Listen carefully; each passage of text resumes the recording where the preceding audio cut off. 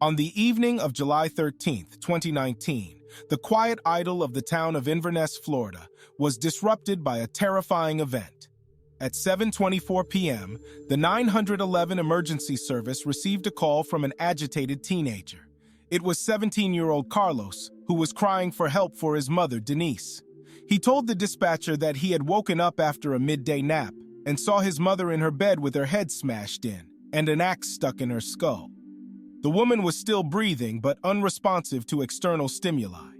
The frightened young man did not know how to help his loved one, and the emergency operator tried to calm him down and take him out of the house, as it was not certain whether the attacker was still hiding somewhere inside. This disturbing conversation prompted police and paramedics to immediately travel to the outskirts of Inverness to the Hollowell family's remote home. The officers, guns drawn, cautiously inspected the house to make sure no one was inside. Room by room, they checked every nook and cranny until they reached Denise's bedroom. The sight they saw there shocked even the seasoned cops. The hostess was lying on the bed with an axe sticking out of the back of her head. The blow had been delivered with such force that the blade had entered almost completely, restraining blood flow. Despite this, paramedics tried desperately to save Denise's life. Unfortunately, her injuries were incompatible with life. That same night, doctors officially pronounced Denise Hollowell dead from a chopped head wound. The police were confused by the fact that someone had broken into the house, killed the owner, but spared her son, and did not take any valuables. The house was located on the shore of a lake, far away from other houses. Only Denise's friends lived around it. Carlos's version that he did not hear or see anything because he was sleeping and woke up to find his mother in such a state was also taken into account. However, from the very beginning, law enforcement officers felt some dissonance in his words. They did not know that the investigation of this case would bring many unexpected discoveries about the life of Denise Hollowell and her family, and most importantly, about her relationship with her adopted children. To better understand the context of this tragic event, it is worth telling more about Denise Hollowell herself. In her small town, she was known as a sincere, kind, and caring woman of about 50 years of age. She worked as a veterinary nurse and a teacher at a private school, teaching natural and social sciences. Her students and their parents described her as an excellent teacher with an impeccable reputation. But Denise's biggest dream was to become a mother. She married twice, but both marriages were unsuccessful. After the divorces, she returned to live in the family home on the shore of the lake. Her best friends lived nearby, especially her childhood friend Amy, with whom Denise shared all her secrets. However, Denise was acutely aware that she lacked the most important thing in her life: children. But it was almost unrealistic to give birth on her own at her age. She had been an adopted child herself, so she understood perfectly well what love of foster parents means. She was determined to give family warmth to an orphan and turned to an agency that helped adopt children from Central America. There, Denise met a cute 4-year-old boy from Guatemala named Carlos. A spark immediately flashed between them, connecting the adult woman and the child with invisible bonds of love and trust. After adopting Carlos, Denise became incredibly happy. She adored her son, and it seemed that fate had finally rewarded her for all her suffering. She even got a tattoo with her firstborn's name on her ankle. Those were cloudless times, filled with sincere warmth and care. Carlos turned out to be a very bright and obedient boy. He excelled in school, even jumping over one grade. He played sports and was popular among his peers. In high school, the young man met a girl with whom he began a serious romantic relationship. Denise approved of the couple, as did the parents of Carlos's girlfriend. Everyone was already secretly planning their upcoming wedding. Watching her beloved son grow up, Denise was proud of him and could not get enough of her motherhood. To the envy of her friend Amy, who was constantly having conflicts with her own children, the relationship between Denise and Carlos looked perfect from the outside, full of love and respect. At some point, however, Denise thought that her son would be even better off with a sibling. She decided to adopt a second child. She chose an 8-year-old boy from Honduras named Angel. Unfortunately, things didn't turn out the way they did with Carlos. The foster brothers did not develop a sincere bond, and the atmosphere in the home became tense. In 2015, a few years after the adoption, Denise had to call the police because Angel had gone missing. When the police arrived, they found the teenager's room sparsely furnished. Bare walls, a mattress on the floor, a bucket instead of a toilet, a boarded-up window, and a lock on the door from the outside. Denise explained that she had to arrange the room so that Angel would not run away and harm himself. At the same time, the boy complained to the cops that his foster mother allegedly abused him. She beat him and made him clean the house naked. The woman was arrested on charges of child abuse. Carlos, unlike Angel, supported Denise and said that his half-brother had made it all up. Later, the case was closed due to lack of evidence. Carlos was returned to his mother, and she voluntarily relinquished her parental rights to the troubled Angel. But the residue in her soul remained. Because of the scandal, the woman was suspended from school, and the family went through hard times. After the scandal with Angel, the life of the Hollowell family seemed to improve. But in reality, the relationship between Denise and Carlos began to deteriorate. At first, the young man, who had always been an excellent student and an obedient child, began to do worse in school. Then he was caught twice drinking alcohol and using drugs. He even started selling them. Because of this, Carlos was expelled from school a few months before graduation. He hid this fact from his mother for several months. These problems, as well as the constant parties, loud music, and girls Carlos took home, led to tension in his relationship with Denise. They fought, and during one of these fights in January 2019, they got into a fight. Enraged, Carlos beat his mother, broke her arm, and damaged her pickup truck. After that, he left home and lived in another city with his friends Stephanie and Damien for several months. However, according to their testimony, even there, Denise harassed her son with phone calls and personal visits, which often ended in yelling and accusations. While living away from home, Carlos experienced severe stress, developed depression and suicidal thoughts. He even crashed his car into a tree on purpose. Denise took him to the hospital, where he was diagnosed with bipolar disorder and prescribed medication. After treatment, Carlos's mood improved, and he and his mother seemed to have reached an understanding. However, Denise had to pay a price for reconciliation. She had to fulfill her son's demands, and they were not insignificant: to buy him a reliable car to travel to college, to pay for his education and other expenses after he came of age. Carlos even made a list of these requirements and had his mother sign it in front of a notary. On June 12, 2019, Carlos returned to live with his mother. Only a month later, the murder took place. However, nothing seemed to portend trouble right after he returned home. Denise was happy to have her son with her again. They spent a lot of time together, went to family events, such as the funeral of a family friend on the day of the murder. The neighbors heard them laughing and joking at home, but this idyll was deceptive. On the morning of July 13th, Denise and Carlos went to the funeral of an old family friend. When they returned home, they bought 2 pies from the bakery, ate them, and decided to take a nap. Each went to his own room. Carlos, he said, watched YouTube, and then fell asleep. When he woke up, he answered a few messages, and then went back to sleep. After a while, he was woken up by the barking of dogs in the yard. At first, he thought his mother had let them out for a walk, but the dogs wouldn't stop, so after chasing away the remnants of his sleep, Carlos went outside. Noticing the open door, the young man began to call out to Denise and look for her around the house. Eventually, he looked into his mother's bedroom and saw a terrible scene. Denise was lying on the bed with an axe stuck in her head. She was still breathing, but unresponsive. Carlos panicked and called the emergency services. The police officers who arrived at the scene thoroughly examined the house, but found no signs of a break-in or robbery. He repeated to them the same version of events that he had told them when he called 911. He had no idea who could have killed his mother so brutally and why.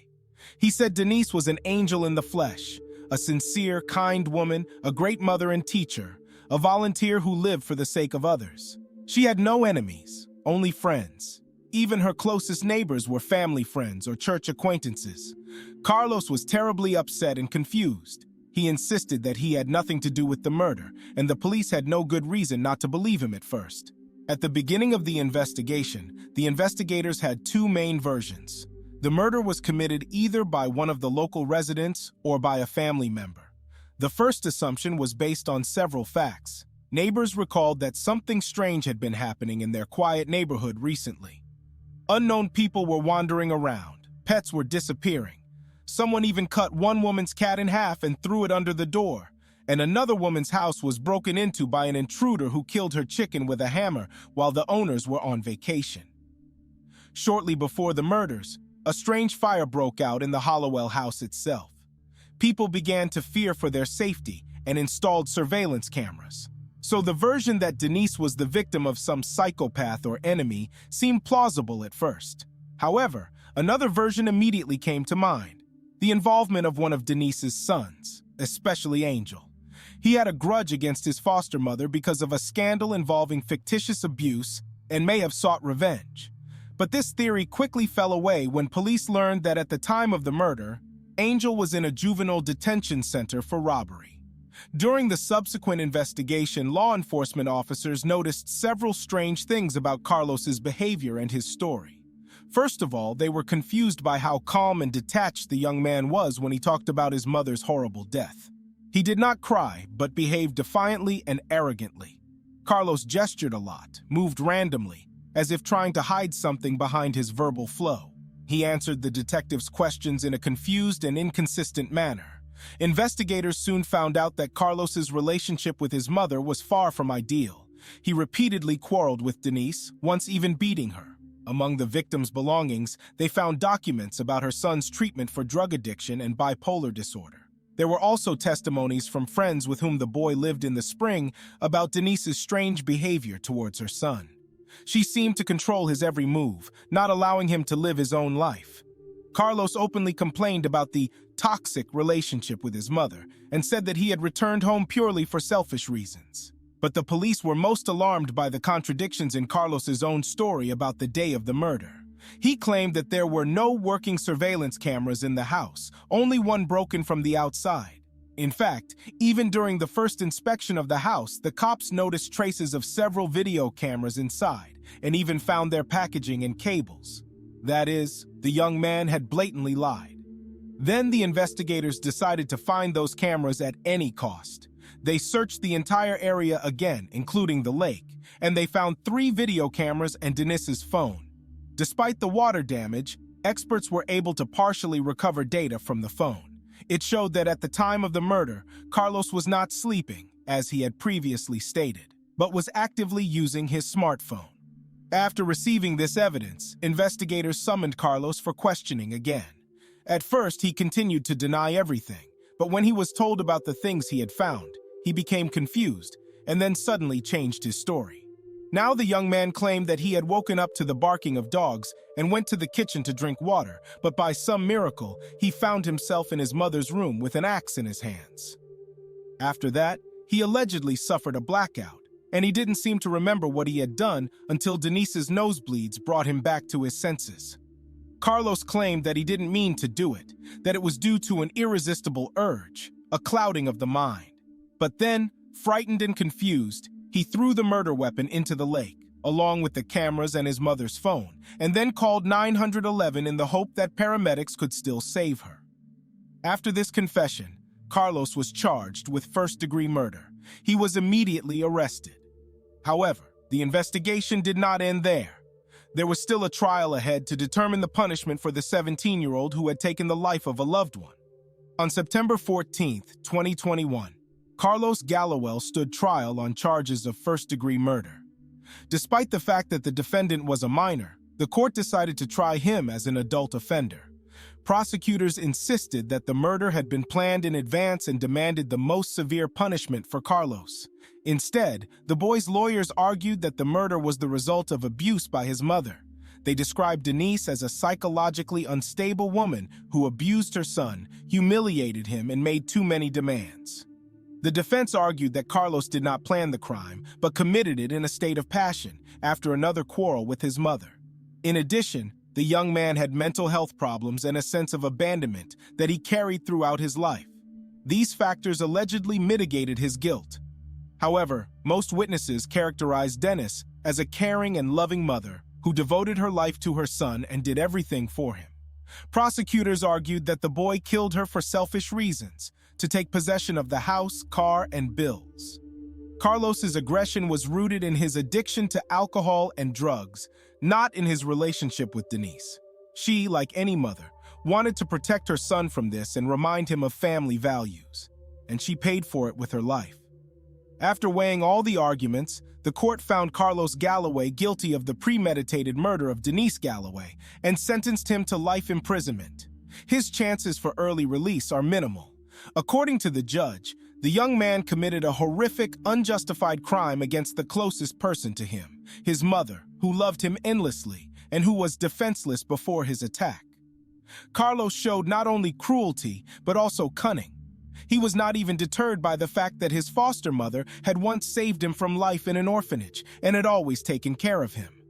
The judge also noted that the evidence against Carlos was overwhelming, and his guilt was beyond doubt. A psychiatric examination showed that the defendant had 16 out of 20 signs of a person with antisocial behavior, incapable of remorse and correction. Therefore, the only possible punishment for him could be a life sentence. During the hearings, Carlos made a speech in which he apologized to his mother for his terrible deed. He said that he regretted what he had done every day and was ready to suffer any punishment. However, Denise's relatives and friends perceived these words as insincere and contrived. In subsequent interviews, Carlos repeated that he killed his mother in a fit of anger after she had repeatedly reproached and insulted him. She wanted him to go to college, but he only wanted to go out with his friends. According to him, the relationship between him and Denise deteriorated after Angel came into the family, which made his mother toxic.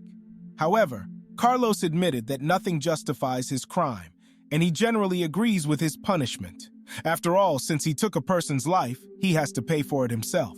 The story of Denise Hollowell and her adopted son Carlos is a tragedy that combines the extremes of human relationships: love and hate, trust and betrayal, hope and disappointment. It's hard to believe that the boy she took in from an orphanage in a distant country became her murderer. For many years, Denise gave her son warmth, care, and opportunities for a better future, and in return, she received a horrible death at his hands. We can argue for a long time why this happened and who is to blame. Perhaps despite all her love, Denise did not always find the right approach to a troubled teenager. Excessive control and pressure on Carlos, especially against the backdrop of his addictions and psychological problems, could have backfired. Not all children respond to strict parenting in the same way. Some children need more freedom and understanding to realize their potential. However, this certainly does not justify the murders. Another important aspect of this story is the problem of adopting children from dysfunctional families or third-world countries. Unfortunately, the sincere love and care of new parents is not always enough to heal the trauma of an abandoned child. Such children often need serious psychological help to socialize in a new environment and learn to trust people. This help should be provided by relevant services and specialists. Sometimes the desire of adoptive parents alone is not enough. Nevertheless, the most sympathetic person in this story is Denise herself, a woman who wanted to give a mother's love to disadvantaged children, instead found a horrible death at the hands of the one she loved the most. Carlos, despite his young age, received a harsh but just punishment. He wasted the chance given to him by fate and destroyed his life with his own hands. Perhaps his years behind bars will give him time for true repentance and spiritual rebirth. The story of the Hollowell family is a warning to all parents, guardians, and society as a whole. Child abuse is equally harmful as indulging their whims. Each child is unique, with his or her own character and needs. Parental wisdom is to feel them and delicately channel the child's energy in the right direction, not to suppress his or her will. And of course, no domestic quarrels, life's troubles, or personal grievances can be the cause of violence, let alone murder. Because someone who deliberately commits such a crime destroys not only someone else's life, but also their own. And the reckoning is inevitable.